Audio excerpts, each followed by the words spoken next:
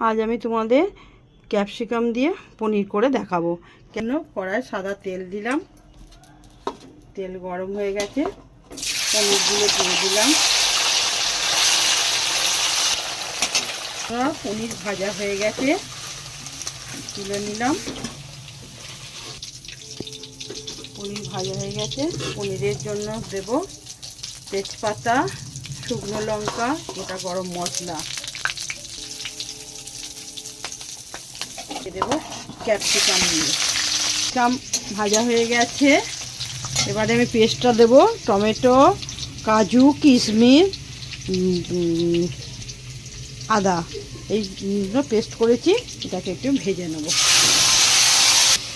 শুকনো লঙ্কা বেটে রেখেছি, সেটা দিয়ে দেব।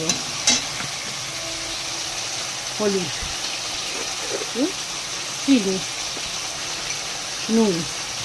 দেখুন মশলাটা ভালো করে ভাজা ভাজা হয়ে গেছে, তেল ছেড়ে দিয়েছে, এরকম কালারটা হয়েছে দেখছেন। এবারে আমি দেব টক দই। আপনারা ভাইয়ের দইও দিতে পারেন, আবার প্যাকেট দইও কিনে দিতে পারেন। আজকের পনিরটা আমি চালমগজ বাটা ছাড়াই করছি, আপনারা পারলে চালমগজটা বেটে দিতে পারেন। আমি পনিরগুলো দিয়ে দিলাম। পনির হয়ে গেছে, দেখুন কি সুন্দর কালার, খেয়ে দেখবেন খুব ভালো খেতে লাগে। পনির হয়ে গেছে, আপনারা রান্না করে খেয়ে দেখবেন, এরকম করে খুব ভালো লাগবে। পনির হয়ে গেছে, আপনারা যদি এরকম নানা রকম নিত্য নতুন রেসিপি দেখতে চান, তাহলে আমার চ্যানেলটাকে সাবস্ক্রাইব করবেন, লাইক করবেন এবং কমেন্ট করে জানাবেন।